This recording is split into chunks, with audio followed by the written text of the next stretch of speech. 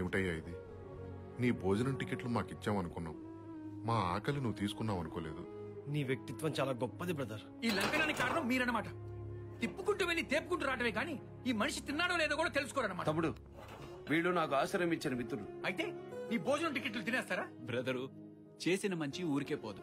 ఈ భోజనాల టికెట్లకు బదులు మీ అన్నయ్యకి బోల్డ్ టికెట్లు తెగుతాయి. ఓపిక పట్టు.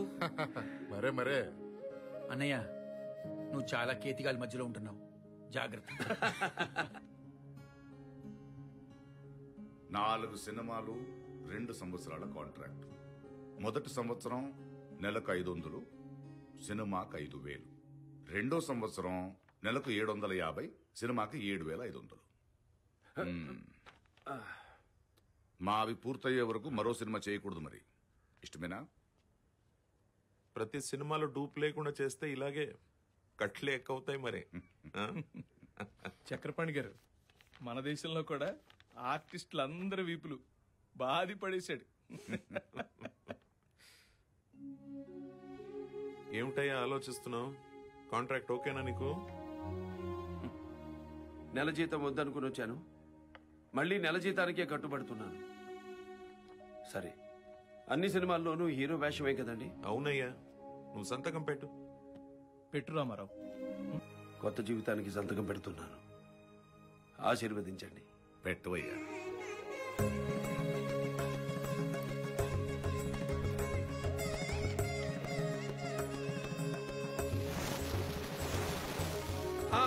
Ready sir. జానకి రెడీనా? Short 1 take 1. బ్రదరు, ఏంటి పరిస్థితి? అక్కడ చూడు, సినిమా బాగానే ఉంది, సినిమా థియేటరే బాగోలేదు. అక్కడక్కడ బాగుంది కదా, అక్కడక్కడ ఆడొచ్చేమో. డబ్బులు రావడం కష్టమేమో.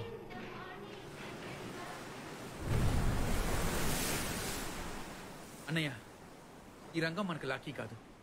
ఊరెళ్దాం పద. ఊరా? తొందరపడకు త్రివిక్రమ, ఇది కాకపోతే ఇంకొకటి. మన వాడికి మంచి భవిష్యత్తు ఉంది. ఏముంటుంది? ఓం ప్రథమంలోనే ఉసురుమనిపించింది. వ్యక్తిత్వం కోసం రిజిస్ట్రారీ ఉద్యోగం వదులుకొని ఇక్కడ రోడ్లు పట్టుకొని తిరుగుతున్నాడు. ముందు నుంచి అంతే. కష్టాలు ఎక్కడున్నాయా అని వెతుక్కుంటూ వెళ్తుంటాడు. అన్నయ్య, వెళ్దాం పద అన్నయ్య.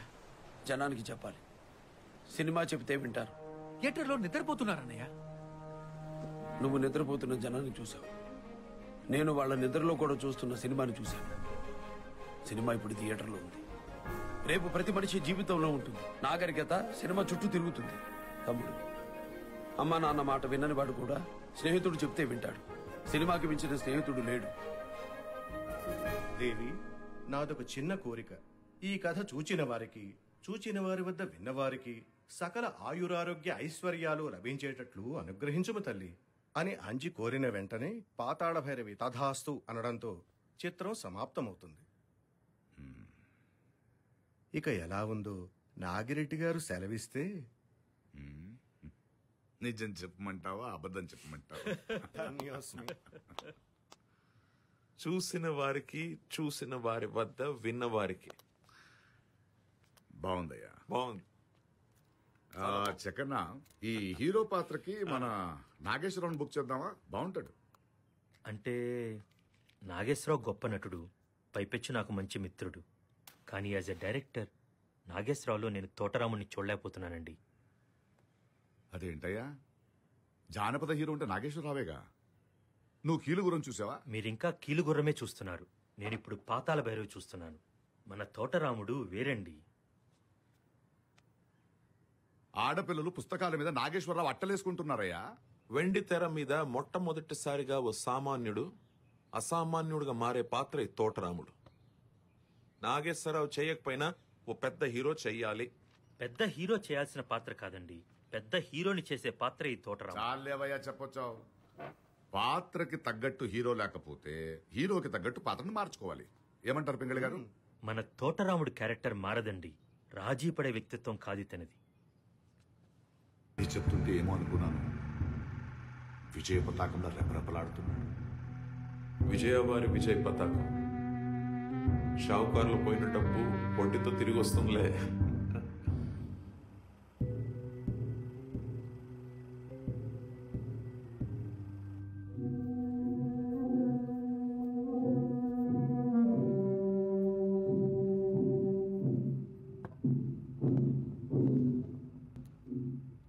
ఆ ఉక్కు గదతో బొడ్డును పగలమోదమంటోంది.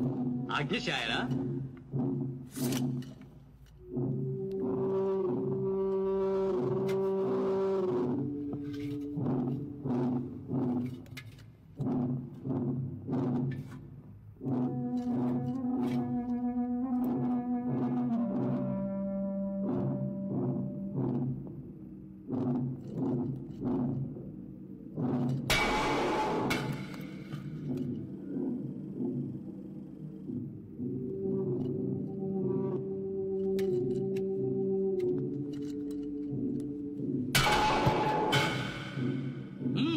బలంగా మోదరా?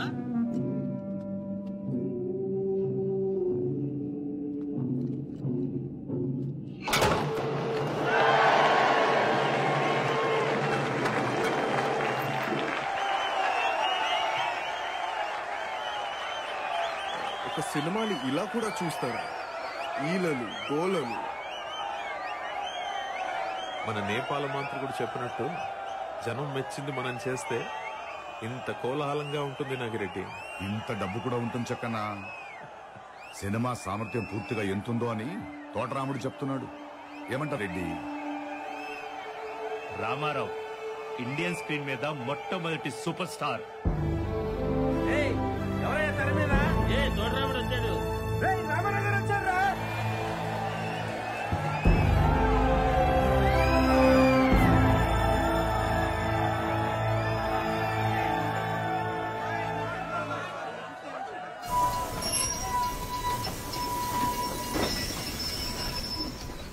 జై తోటరాముడు, జై పాదాల భైరవి.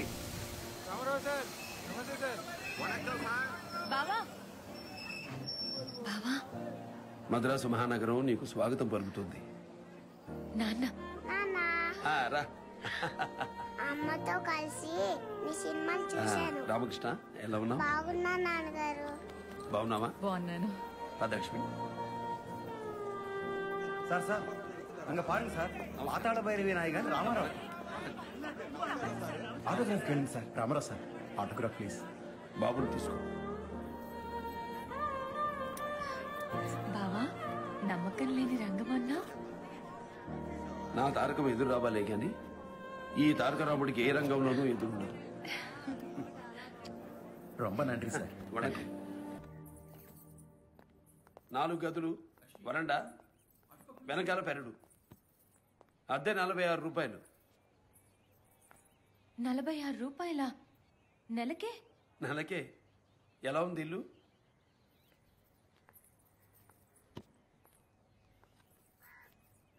ఏ ఇల్లైనా ఆ ఇంటాయన మనసులా ఉంటుందంట. అంటే ఎలా ఉన్నట్టు? స్వచ్ఛంగా విశాలంగా ఉన్నట్లు. ఇది మన గది. బాగుంది.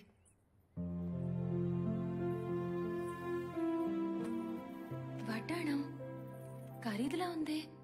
పాతాళ భైరవి తర్వాత 6 సినిమాలకి అడ్వాన్సులు వచ్చాయి. వాటిల్లో కొన్నాను. కాసుల పేరుకు బదులు కొత్త వడ్డాణం అన్నమాట. కాసుల పేరు అవసరం వస్తే ఈ నగ అమ్ముకోమని చెప్పాగా.